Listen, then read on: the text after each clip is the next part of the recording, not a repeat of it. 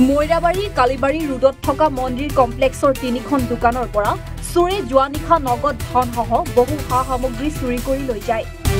বিজুপালৰ hardware, Arun দেৱনাথৰ জোতাৰ দোকান আৰু আশুতোষ দেৱৰ গেলামালৰ দোকানৰ পৰা প্ৰায় ৪০,০০০ নগদ ধনসহ দোকানসমূহৰ ভিতৰত থকা বহু মূল্যৱান সা-সামগ্ৰী চোৰে চুৰি কৰি লৈ যায়।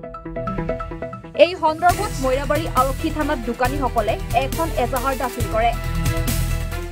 আমি তো রাতে বন্ধ করে পেলাই গুছি গৈছে। এটা আমার কালিবাড়ি মার্কেটের দোকান হয়। দোকানটো বহুত আছে, কিন্তু আমার 3টা দোকানত চুরি হয়েছে যোৱা নিশা। মোৰ দোকানেৰ পৰা নগদ আছিল আপনার ৬,৮০০ টাকা আর প্রেসার কুকার দুটা নিছে আর মোর লগর দোকান তেও কব আমি মানে প্রশাসনক এই এটা দাবি জানাইছে তেওঁলোকে এটা নির্দিষ্ট একটা ভূমিকা লওক যে আমার ইয়াৰ পৰা চুৰবিলাক নাইকিয়া হোক, তেওঁলোকক ধৰি লৈ যাওক। এইটো আৰু আমাৰ আৰু কি ক'ম, ইয়াতকৈ আমি ক'বলৈ একো নাই। আমাৰ আপোনাৰ কি দোকান আছিলে? মোৰ গেলামাল দোকান আছিলে। ধৰক নগদ ধনসহ ১৫-২০ হাজাৰ টকাৰ মাল আপোনাৰ চুৰ হৈছে।